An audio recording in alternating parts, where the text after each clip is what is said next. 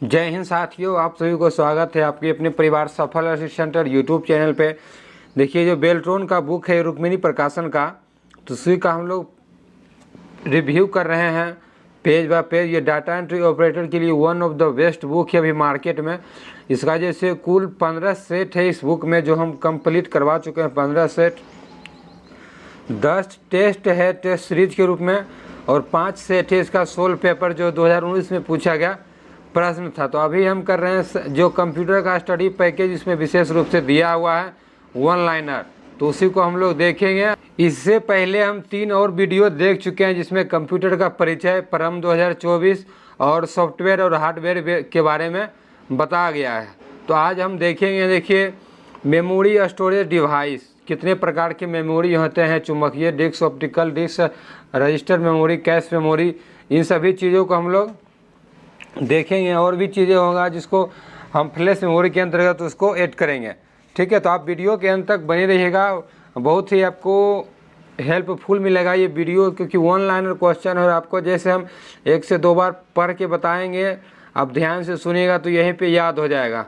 ठीक है, और सारी चीज़ों को एक एक करके क्लियर करते भी चलेंगे। तो देखिए, देखते हैं वीडियो को स्टार्ट करके। देखिए, memory storage device, memory storage device है। इसमें कंप्यूटर मेमोरी, जिसको सीपीयू को प्रोसेस करने के लिए इनपुट तथा डाटा निर्देश को संग्रहित करने के लिए किया जाता है।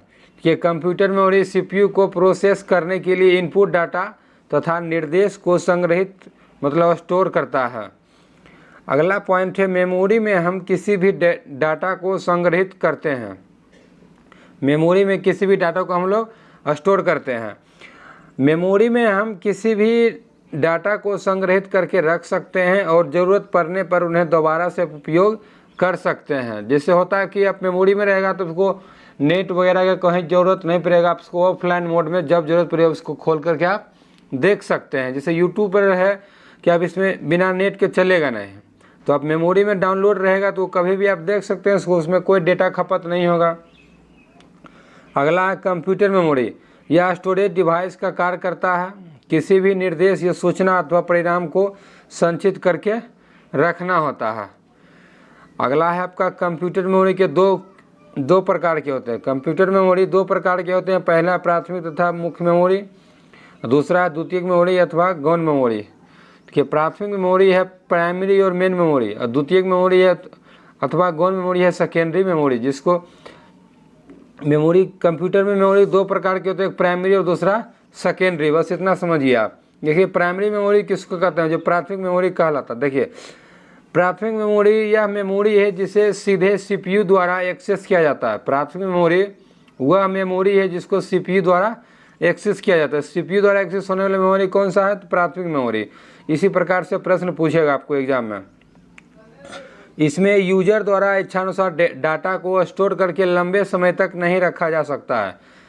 यूजर द्वारा डाटा को लंबे समय तक इच्छा के अनुसार उसके नहीं रखा जा सकता है प्राइमरी मेमोरी में। और अगला पॉइंट है, इसमें वर्तमान में चल रहे डेटा या निर्देश होते हैं। ठीक, अगला है आपका प्राइमरी मेमोरी। देखिए, जो प्राथमिक मेमोरी है वो 2 प्रकार के होते हैं, एक होता है रैम, एक होता है रोम। रैम का फुल फॉर्म होता है रैंडम एक्सेस मेमोरी, और रोम का फुल फॉर्म होता है रीड ओनली मेमोरी। ये सब भी एग्जाम में आपका फुल फॉर्म के तौर पे पूछा जाता है एग्जाम में बराबर। ठीक है, और अगर देखिए रैम किसको कहते हैं, तो रैम एक अस्थायी मेमोरी है। अस्थायी मतलब वोलेटाइल मेमोरी है। इसका अर्थ हुआ है कि मेमोरी जो केवल उन डेटा या निर्देश को कुछ समय के लिए रखती है जिन पर कंप्यूटर वर्तमान में कार्य कर रहा होता है। रैम का अर्थ है कि वह मेमोरी जो उन डेटा या निर्देश को कुछ समय के लिए रखती है जिस पर कंप्यूटर वर्तमान में कार्य कर रहा होता है।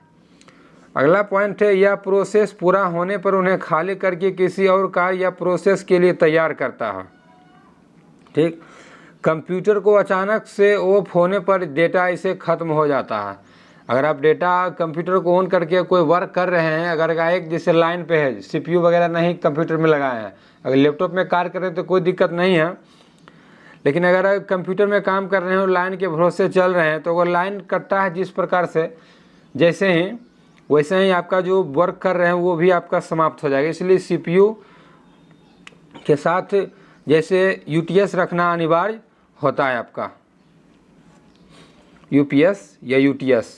ठीक, यूपीएस है कि अगर रहेगा तो आपको जैसे 10-15 मिनट आराम से कंप्यूटर को आप जैसे वर्क करिए और लाइन कट गया तो उसको डेटा बचा हुआ थोड़ा सा करिए, नहीं तो उसको सेव करके रख दीजिए, बाकी फिर आप बाद में उसको प्रयोग करिएगा। तो ये डेटा को हमेशा के लिए स्टोर करके रखने के लिए किसी अद्वितीय मेमोरी या सेव या स्टोर करना पड़ता है। डेटा को परमानेंट स्टोर करने के लिए आप उसको द्वितीय मेमोरी मतलब सेकेंडरी मेमोरी या उसको सेव करके रख सकते हैं। रैम के प्रकार है, देखिए रैम के 2 प्रकार होते हैं, एक होता है एस रैम जिसको स्टैटिक रैम कहते हैं, एक होता है डी रैम जिसको डायनेमिक रैम कहते हैं। ठीक है, रैम के कितने प्रकार हैं? 2 प्रकार, एस रैम और डी रैम। देखिए एस रैम क्या है इसके बारे में जानते हैं। स्टैटिक रैंडम एक्सेस मेमोरी जो है एस रैम डी रैम की तुलना में कम डेटा होल्ड करता है जो लेकिन तेज़ी से काम करता है। एस रैम डी रैम की तुलना में कम डेटा होल्ड करती है लेकिन तेज होती है, यह कम पावर खर्च करता है। एस रैम को रिफ्रेश की ज़रूरत नहीं होता है इसलिए ये तेज काम करती है। और एस रैम में फ्लिप फ्लॉप होते हैं जो 4 से 6 ट्रांजिस्टर से बना होता है। एक बिस्टेबल सर्किट होता है। एस रैम में फ्लिप फ्लॉप मतलब लैच होते हैं जो 4 से 6 ट्रांजिस्टर से बने एक बिस्टेबल सर्किट होता है। अगला है आपका डी रैम। डी रैम है dynamic random access memory. D RAM को रिफ्रेशिंग की ज़रूरत होता है। यह एस रैम में से धीमी होती है परंतु ज़्यादा डेटा होल्ड करता है, यह ज़्यादा पावर लेता है। डी रैम को रिफ्रेशिंग की ज़रूरत होता है। यह एस रैम में से धीमी होती है परंतु ज़्यादा डेटा होल्ड करता है, यह ज़्यादा पावर लेता है। रोम, ये रोम क्या है? एक रैम के बारे में जाने, और रैम के भी 2 प्रकार हैं, एस रैम डी रैम। आप देखेंगे हम रोम के बारे में। रोम रीड ओनली मेमोरी, ये तो बता दिए आपको, और यहाँ फिर से देख लीजिए रोम का पूरा नाम है रीड ओनली मेमोरी। और इस मेमोरी को सिर्फ रीड कर सकते हैं लेकिन कोई डेटा स्टोर नहीं कर सकते हैं। रैम को सिर्फ आप रीड कर सकते हैं लेकिन इसमें डेटा स्टोर नहीं कर सकते हैं। रोम में डेटा सिर्फ एक ही बार स्टोर होता है। रोम में सिर्फ एक ही बार डेटा स्टोर होता है, जैसे कैसेट वगैरह में एक बार स्टोर करिएगा दोबारा वो डिलीट नहीं होगा और ना इसमें दोबारा डाटा जाएगा। यहाँ दिया हुआ है, इसे दोबारा डिलीट या स्टोर नहीं कर सकते हैं रोम में। और जैसे यह अस्थाई मेमोरी होता है, रोम यह एक अस्थाई मेमोरी है जिसको नॉन वोलेटाइल मेमोरी कहते हैं, जिसमें डेटा को परमानेंटली स्टोर करते हैं। उदाहरण BIOS प्रोग्राम का एक रोम मेमोरी में स्टोर होता है जिसमें प्रोग्रामर एक बार प्रोग्राम स्टोर करता है लेकिन कंप्यूटर ऑन होने पर उसको सिर्फ रीड करता है। देखिए रोम एक अस्थाई मेमोरी है जिसमें डेटा को परमानेंटली स्टोर करते हैं, रोम को। और उदाहरण के लिए आप BIOS का प्रोग्राम का एक रोम मेमोरी में स्टोर होता है जिसमें प्रोग्रामर एक बार प्रोग्राम स्टोर करता है लेकिन कंप्यूटर ऑन होने पर उसको सिर्फ आप रीड कर सकते हैं, उसको ना डिलीट होता है ना उसमें और डेटा ऐड कर सकते हैं। इसमें से कई प्रकार के होते हैं, पी रोम, EP रोम, EEP रोम। देखिए पी रोम क्या है? तो पी रोम है आपका programmable read only memory. EP रोम क्या है? तो इरेजरेबल प्रोग्रामर रीड ओनली मेमोरी। तो देखिए पी रोम के बारे में जानते हैं कि क्या है पी रोम। पी रोम जैसे यह एक नॉन वोलेटाइल मेमोरी होता है। इसमें एक बार प्रोग्राम स्टोर करने के बाद लिखी गई जानकारी अस्थायी हो जाता है, उसे मिटाया या हटाया नहीं जा सकता है पी रोम में। अब ई रोम में देखिए, ई रोम का फुल फॉर्म होता है इरेजरेबल प्रोग्रामर रीड ओनली मेमोरी। यह एक पी रोम का एक प्रकार ही है। इसमें डेटा को पराबैंगनी किरण के द्वारा मिटाया जा सकता है लेकिन सर्किट से निकालने के बाद इसके कारण ही इसे अल्ट्रावायलेट मेमोरी के नाम से भी जाना जाता है। EP रोम का EP रोम देखिए एक बार फिर से, इसमें डेटा को पराबैंगनी किरण के द्वारा मिटाया जा सकता है। पूछ लेगा क्वेश्चन कि EP रोम को कैसे मिटाया जा सकता है? तो ये पराबैंगनी किरण के द्वारा मिटाया जा सकता है, लेकिन सर्किट से निकलने के बाद इसके कारण है कि वोलेटाइल मेमोरी के नाम से भी यह जाना जाता है। ठीक है, और अगला पॉइंट है सी नंबर आपका EEPROM। EEPROM का फुल फॉर्म होता है electrical erasable programmable read only memory. एक एक वर्ड जुड़ते जा रहा है, पहले था रोम, PROM, EEPROM, फिर EEPROM। तो उसी प्रकार से शब्द सिर्फ आप ध्यान रख ले जाइए। एक अस्थाई मेमोरी का एक प्रकार है EEPROM, एक नॉन वोलेटाइल मतलब एक अस्थाई मेमोरी का एक प्रकार है। इसका प्रयोग बहुत कम मात्रा में डेटा को स्टोर करने के लिए किया जाता है। इसमें विद्युत आवेश के माध्यम से डेटा को हटाया जा सकता है। इसमें विद्युत आवेश के माध्यम से हटाया जा सकता है, लेकिन EEPROM में आप पराबैंगनी किरणों के द्वारा डेटा को हटा सकते हैं। ठीक, अगला है आपका रजिस्टर मेमोरी। देखिए रजिस्टर मेमोरी के बारे में जानते हैं हम लोग। यह एक छोटा सा एक तेज मेमोरी है। रजिस्टर मेमोरी यह छोटा सा एक तेज मेमोरी है और यह CPU में होता है, लेकिन मुख्य मेमोरी नहीं होता है। यह अस्थायी रूप से डेटा निर्देशों और मेमोरी पते को स्टोर करता है जो वर्तमान में चल रहे होते हैं। रजिस्टर मेमोरी एक अस्थायी रूप से डेटा होता है जो निर्देशों और मेमोरी को पते को स्टोर करता है जो वर्तमान में चल रहे होते हैं। यह बिट्स से 32 बिट्स से 64 बिट्स तक डेटा का स्टोर करते हैं। CPU के स्पीड रजिस्टर के साइज और उसके नंबर के अनुसार होता है। CPU का स्पीड रजिस्टर के साइज और उसके नंबर के अनुसार होता है। कैश मेमोरी यह सबसे तेज मेमोरी है। कैश मेमोरी यह सबसे तेज मेमोरी है। यह रैम और CPU के बीच बफर के रूप में कार्य करता है। यह रैम और CPU के बीच में बफर के रूप में कार्य करता है।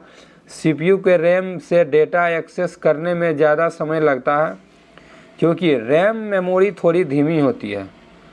CPU को रैम से डेटा एक्सेस करने में ज़्यादा समय लगता है क्योंकि रैम मेमोरी से यह थोड़ा सा धीमी होता है कैश मेमोरी, और इसे को तेज़ी से एक्सेस करने के लिए रैम और CPU के मध्य कैश मेमोरी का उपयोग किया जाता है। CPU सबसे पहले कैश मेमोरी में डेटा को चेक करता है और उसे एक्सेस करता है। CPU सबसे पहले कैश मेमोरी को डेटा को चेक करता है और उसे एक्सेस करता है। यदि कैश मेमोरी में डेटा नहीं रहता है तो वह रैम से डेटा को एक्सेस करता है। यदि कैश मेमोरी में डेटा नहीं रहता है तो वह रैम से डेटा को एक्सेस करता है। अगला है यह कैश मेमोरी में डेटा नहीं रहता तो वह रैम से डेटा को एक्सेस करता है, और जिस डेटा की ज़रूरत CPU को बार बार पड़ती है उसे कैश मेमोरी अस्थायी रूप से स्टोर करके रख लेता है। जिस डेटा की ज़रूरत CPU को बार बार पड़ती है उसे कैश मेमोरी अस्थायी रूप से स्टोर करके रख लेता है। इसे CPU को बार बार डेटा रैम से नहीं एक्सेस करना पड़ता है और उसकी गति भी बढ़ जाती है। देखिए सेकेंडरी मेमोरी से जाएगा मेन मेमोरी में, मेन मेमोरी जाएगा कैश मेमोरी में। कैश मेमोरी को CPU रखता है अपने पास में और ज़रूरत के हिसाब से उसको मेन मेमोरी और मेन मेमोरी से फिर उसको सेकेंडरी मेमोरी में बदलता है और उसको देता है। ठीक, देखिए मेमोरी हार कैचे, देखिए रजिस्टर मेमोरी, कैश मेमोरी यहाँ सारा दिया हुआ, आप उसको आसानी से रख सकते हैं। मैग्नेटिक डिस्क और मैग्नेटिक टाइप ये सेकेंडरी मेमोरी में आएगा, और रजिस्टर, कैश मेमोरी और मेन मेमोरी ये सब प्राइमरी मेमोरी में ऊपर से तीन आएगा। ठीक है, इसका काम होता है स्पीड को बढ़ाना ये सब मेमोरी का। अगला है आपका देखिए द्वितीय मेमोरी, जिसको सेकेंडरी मेमोरी कहते हैं। ठीक, द्वितीय मेमोरी अथवा माध्यमिक स्टोरेज डिवाइस या सेकेंडरी स्टोरेज डिवाइस या द्वितीय माध्यमिक मेमोरी को बाह्य मेमोरी या सहायक भंडारण के नाम से भी जाना जाता है। द्वितीय मेमोरी को डेटा स्टोर करके हम लंबे समय तक रख सकते हैं। कंप्यूटर के बंद करने से पहले डेटा को द्वितीय मेमोरी में अस्थायी रूप से स्टोर करके रख सकता है। कंप्यूटर के बंद करने से पहले डेटा को द्वितीय मेमोरी में ही अस्थायी रूप से स्टोर करके रख सकते हैं। CPU यानी कि द्वितीय मेमोरी को डायरेक्ट एक्सेस नहीं कर सकते हैं। द्वितीय मेमोरी को अप्रत्यक्ष रूप से इनपुट या आउटपुट ऑपरेशन के माध्यम से एक्सेस किया जाता है। द्वितीयक मेमोरी को अप्रत्यक्ष रूप से इनपुट या आउटपुट ऑपरेशन के माध्यम से एक्सेस किया जा सकता है। पहले यह मुख्य मेमोरी में स्थानांतरित होता था, फिर मुख्य मेमोरी से पहले द्वितीय मेमोरी में आता है। देखिए, पहले यह मुख्य मेमोरी में स्थानांतरित होता है, फिर मुख्य मेमोरी से एक्सेस की जाती है और द्वितीय मेमोरी के डेटा को इच्छानुसार हटाया या जोड़ा जा सकता है। यह एक अस्थायी भंडारण है, नॉन वोलेटाइल स्टोरेज।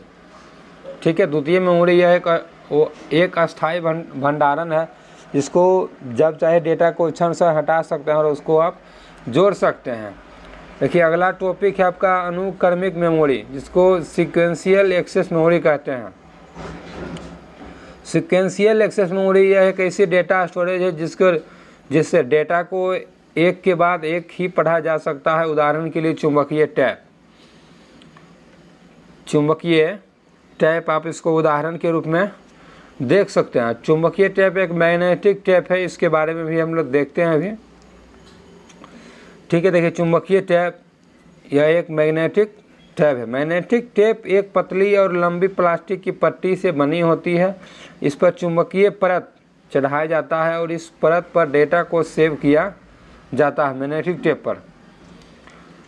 अगला पॉइंट है आपका, यह एक क्रमिक एक्सेस मेमोरी है जिससे डेटा को क्रम में से ही पढ़ा जा सकता है। इसमें डेटा को एक से अधिक बार स्टोर और पढ़ा जा सकता है। चुंबकीय टेप में इसमें दोबारा डेटा स्टोर करके पुराना डेटा अपने आप खत्म हो जाता है। इसमें अगर आप दोबारा डाटा डालिएगा तो पुराना डाटा जैसे ऑटोमेटिक वो खत्म हो जाएगा। दूसरा है direct access memory. Direct access memory यह एक प्रकार की मेमोरी के डेटा को उसके एड्रेस द्वारा सीधे पढ़ा जा सकता है। ठीक है, अगला है आपका चुंबकीय डिस्क। चुंबकीय डिस्क का काम है, यह एक सेकेंडरी स्टोरेज मेमोरी डिवाइस है जो डेटा को स्टोर करने पढ़ने के लिए चुंबकीयकरण प्रोसेस के इस्तेमाल करती है। चुंबकीय डिस्क यह एक सेकेंडरी स्टोरेज डिवाइस है जो डेटा को स्टोर करके पढ़ने के लिए चुंबकीयकरण प्रोसेस का इस्तेमाल करती है। यह चुंबकीय कोडिंग से कवर किया जा सकता है। यह डिस्क अपने अंदर डेटा को ट्रैक्स, स्पॉट्स तथा सेक्टर्स के रूप में सेव करता है। Hard disk HDD। Hard disk HDD hard disk personal computer का या चुंबकीय डिस्क का एक मुख्य घटक है। Hard disk drive. Hard disk personal computer का एक चुंबकीय डिस्क का एक मुख्य घटक है। इसे हार्ड ड्राइव या हार्ड डिस्क ड्राइव के रूप में जाना जाता है। यह एक अस्थायी और सहायक या द्वितीय डिवाइस स्टोरेज डिवाइस है। यह डाटा और प्रोग्राम के लंबे समय तक संग्रहित करके रखता है। कंप्यूटर का ऑपरेटिंग सिस्टम और अन्य एप्लीकेशन सॉफ्टवेयर तथा डाटा हार्ड डिस्क में स्टोर की जाती है।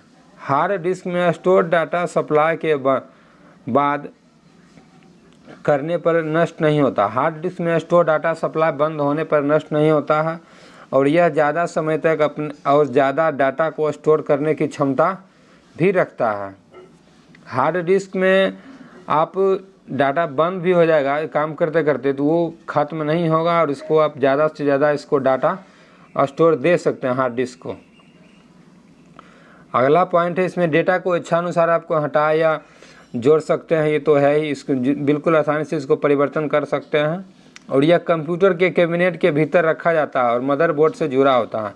हार्ड डिस्क कंप्यूटर के कैबिनेट के भीतर रखा जाता है और मदरबोर्ड से यह जुड़ा रहता है। देखिए, मदरबोर्ड यहाँ है, यहाँ फैन है, power supply and fan expansion slot, connectors, optical drive, hard disk drive, ये सब इसमें दिया हुआ है। आप इसको भी आप रीड आउट कर सकते हैं। ठीक है, देखिए, हार्ड डिस्क में उच्च गति से घूमती है चुंबकीय डिस्क या प्लेट मौजूद होते हैं। हार्ड डिस्क में उच्च गति से घूमती चुंबकीय डिस्क या प्लेट मौजूद होते हैं। यह डिस्क धातु का बना होता है जिस पर चुंबकीय लेप चढ़ा होता है। इसमें डिस्क की सतह ट्रैक्स और सेक्टर में विभाजित होते हैं। प्रत्येक कई सेक्टर में विभाजित होते हैं। अब प्रत्येक सेक्टर की साइज 512 बाइट्स होते हैं। प्रत्येक सेक्टर की साइज जैसे 512 बाइट्स होते हैं। प्लेटर या डिस्क को एक प्लास्टिक को डिस्क में रखा जाता है जिसे विंचेस्टर डिस्क कहते हैं और यह एक बंद सील वाले डब्बे में बंद होता है जिसी के नाम से विंचेस्टर डिस्क कहते हैं। फ्लॉपी डिस्क एक मैग्नेटिक स्टोरेज है और फ्लॉपी डिस्क में डेटा को रीड और राइट करने के लिए प्रयोग किया जाता है। इसका प्रयोग ऑपरेटिंग सिस्टम को स्टोर करने के लिए भी किया जाता है।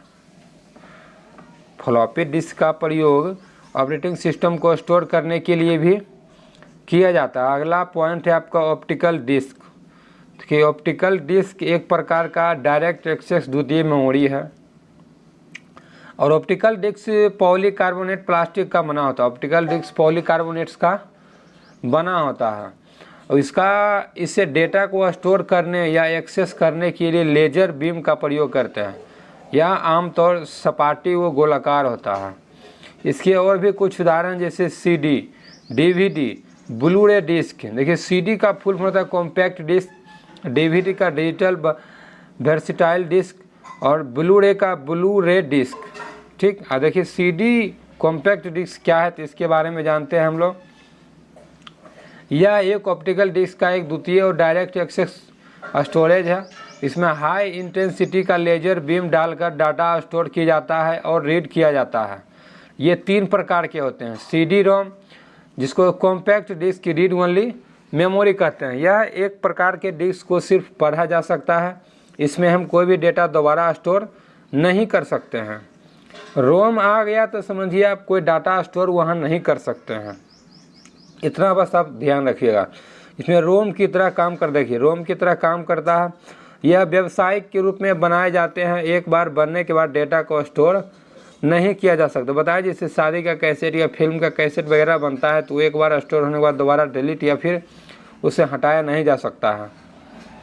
अगला पॉइंट है आपका सीडी रोम। सीडी मतलब compact disc, D C for compact, D for disc, R for recordable. Compact disc recordable पर इस प्रकार के डिस्क में डेटा को एक ही स्टोर कर सकते हैं लेकिन कई बार पढ़ा जा सकता है। इसे W ROM, write once read multiply disk के नाम से भी जाना जाता है। सीडी मतलब raw, compact disk read write. यह प्रत्येक के डिस्क में हम डेटा को ख़त्म करके दोबारा से स्टोर कर सकते हैं और पढ़ सकते हैं। डीवीडी डिजिटल वर्सेटाइल डिस्क या डिजिटल वीडियो डिस्क, डीवीडी का फुल फॉर्म होता है। डीवीडी को डिजिटल वर्सेटाइल या डिजिटल वीडियो डिस्क के रूप में भी जाना जाता है। डीवीडी का फुल फॉर्म है और डीवीडी एक ऑप्टिकल डिस्क स्टोरेज है। डीवीडी एक ऑप्टिकल स्टोरेज डिवाइस है और इसका मुख्य रूप से वीडियो और अन्य डेटा का भंडारण करना होता है। देखिए इसका क्षमता 4.7 GB से 17 GB तक होता है तथा सीडी के आकार की होती है। इसका क्षमता 4.7 GB से लगभग 5 GB से लेकर के 17 GB तक होता है तथा यह सीडी के आकार का होता है। अगला है इसे दोहरे लेयर मतलब डबल लेयर की पिट्स होती है। इसमें डबल लेयर की पिट्स होता है।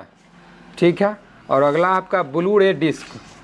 ब्लू रे डिस्क के बारे में जानते हैं। अगला है ब्लू रे डिस्क गोलाकार सीडी डीवीडी की तरह आकार की ऑप्टिकल डिस्क टाइप की एक द्वितीय स्टोरेज होता है। यह डीवीडी से ज़्यादा डाटा स्टोर करता है। डीवीडी का क्षमता है 4.7 GB से लेकर के 17 GB तक और इसका जैसे 25 से ले यह 50 GB तक इसका स्टोरेज क्षमता होता है ब्लू रे डिस्क का।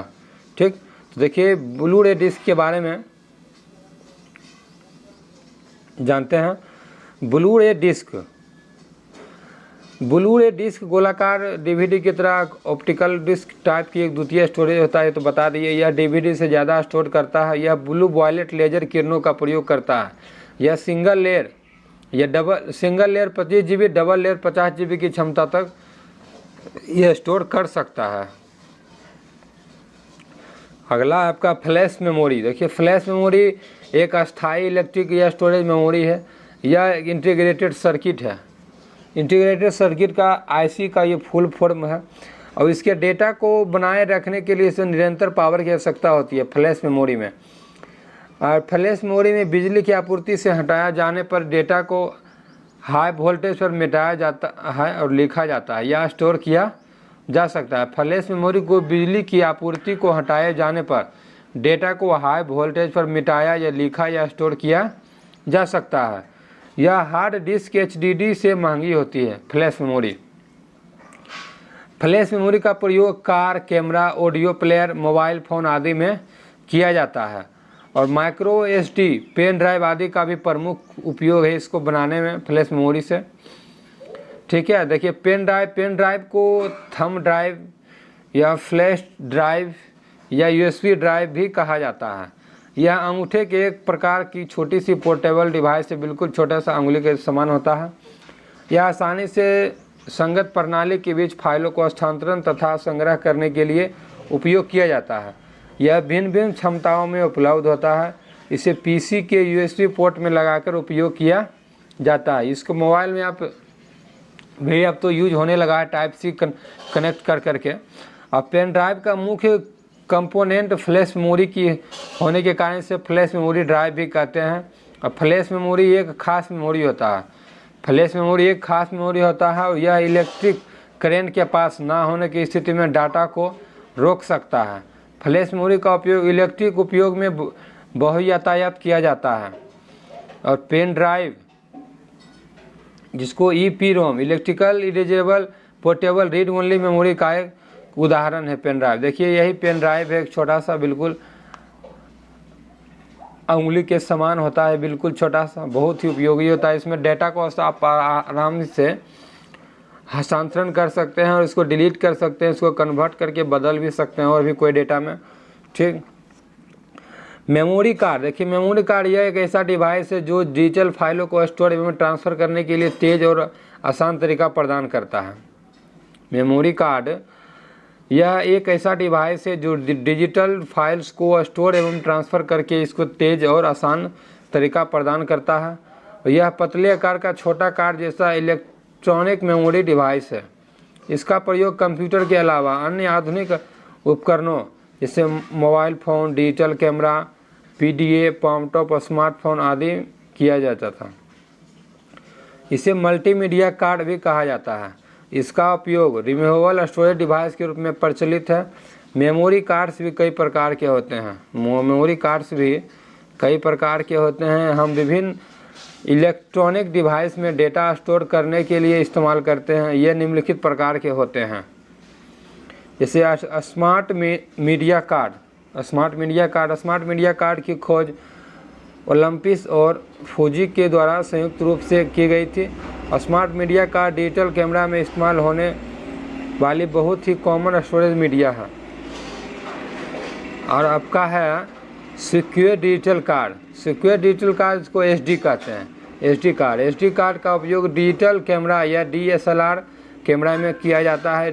SD कार्ड में एक अतिरिक्त लॉकिंग स्विच होती है जो कार्ड को डेटा को MMC लिखने, पढ़ने या डिलीट करने से बचाता है। यह SD कार्ड डिवाइस को पढ़ और लिख सकता है। सिक्योर डिजिटल कार्ड और SD card digital rights management वाली क्षमता होती है। यह MMC में उपलब्ध नहीं होता है। SD कार्ड्स दो तरह के होते हैं। ठीक है, SD कार्ड दो तरह के होते हैं, एक मिनी SD मेमोरी कार्ड और माइक्रो SD मेमोरी कार्ड। ठीक है, देखिए मिनी SD मेमोरी कार्ड क्या है तो इसके बारे में जानते हैं कि मिनी मेमोरी SD कार्ड क्या है। तो मिनी SD मेमोरी कार्ड यह फैक्टर रिमूवेबल और पोर्टेबल मेमोरी युक्त होता है। यह memory card form factor removable और पोर्टेबल मेमोरी युक्त होता है। ये फॉर्म फैक्टर यानी ऊर्जा का एक ऑब्जेक्ट से दूसरे ऑब्जेक्ट में स्थानांतरण कर पाने में क्षमता अच्छी होती है। इसका प्रयोग mobile phone, MP3 player, digital camera और आदि दूसरे उपकरणों में होता है। ठीक है, अगला आपका है माइक्रो SD मेमोरी कार्ड। यह उपकरण में कार्यानुसार जोड़कर कार्य पूर्ण होने पर निकाला जा सकता है। यह उपकरण में कार्यानुसार जोड़कर कार्य पूर्ण होने पर निकाला जा सकने वाला फ्लैश मेमोरी कार्ड होता है। इसका प्रयोग मुख्यतः मोबाइल फ़ोन के साथ portable media player, GPS device आदि में किया जाता है। माइक्रो एसडी कार्ड को सेल्यूलर फोन्स और छोटी मोबाइल डिवाइस में उपयोग करने के लिए डिज़ाइन किया गया है। अगला है माइक्रो एसडी कार्ड फॉर्मेट। इसको माइक्रो एसडी फॉर्मेट या एसडी कार्ड की साइज के करीब 1/4 होती है, जो कि 15 mm से लेकर के 0.7 mm तक होता है। देखिए, ये भी एक माइक्रो एसडी कार्ड ही है, स्कैनडिस्क का 32 GB का। आप इसमें 32 GB तक की स्टोरेज कर सकते हैं। सॉलिड स्टेट ड्राइव एसएसडी एक प्रकार का द्वितीयक भंडारण मेमोरी है। यह एचडीडी से ज़्यादा तेज़ और महंगा होता है। यह फ्लैश मेमोरी का उपयोग किया जाता है। इसका उपयोग से कंप्यूटर की गति थोड़ी बढ़ जाती है और एचडीडी की तरह इसमें भी डेटा को इच्छानुसार लंबे समय तक डेटा को स्टोर करके रख सकते हैं आप। अगला है आपका अभिसारी मेमोरी, आभासी मेमोरी। आभासी मेमोरी वर्चुअल मेमोरी एक प्रकार की मेमोरी मैनेजमेंट टेक्निक होता है। यह हार्ड डिस्क को खाली जगह में होता है। जब हम एक साथ कई प्रोग्राम या एप्लीकेशन ओपन किए रहते हैं, जिस एप्लीकेशन में हम वर्तमान कार्य कर रहे होते हैं वो रैम में स्टोर कर रहती है और यह अन्य एप्लीकेशन वर्चुअल मेमोरी में रन होती रहती है और रैम में आने के लिए तैयार होता है। ठीक, अगला है 1 बाइट्स बराबर 8 बराबर 2 निबल है। 1 किलो बाइट्स KB मतलब 1024 बाइट्स। 1 MB बराबर 1024 KB किलो बाइट्स और 1 GB बराबर 1024 MB। ठीक, आप इतना समझिए कि 8 बिट बराबर 1 बाइट और 1024 बाइट बराबर 1 KB और 1024 KB बराबर 1 MB और 1024 MB बराबर 1 GB। ठीक, और 1024 GB बराबर 1 TB और 1024 TB बराबर 1 पेटा PB मतलब पेटाबाइट और 1024 पेटाबाइट बराबर 1 एक्साबाइट, जिसको EB कहते हैं। ठीक है, तो आप इसको भी आप याद रखिए, बहुत बार एग्जाम में पूछा जाता है इससे। ठीक है, अब अगला है, देखिए कंप्यूटर में किसी अक्षर को दर्शाने के लिए कम से कम 8 बिट की आवश्यकता होती है। 8 बिट मतलब 1 बाइट। ठीक है, अभी जस्ट बताएं, कंप्यूटर में उनकी सबसे छोटी इकाई बाइट होता है और यह खाली स्थान को भी जगह घेरता है। 1 बाइट द्वारा कुल 256 अलग अलग कैरेक्टर निरूपित किए जा सकते हैं। ठीक है, अब अगला वीडियो में हम लोग देखेंगे सॉफ्टवेयर के बारे में जानेंगे। सॉफ्टवेयर क्या है, ऑपरेटिंग सिस्टम क्या है, बूट स्ट्रैप प्रोग्राम क्या है, यूटिलिटी क्या है, असेंबलर्स क्या है, इंटरप्रेटर्स क्या है, कंपाइलर्स क्या है, ऑपरेटिंग सिस्टम क्या है, यही सब के बारे में हम जानेंगे आप अगले वीडियो में।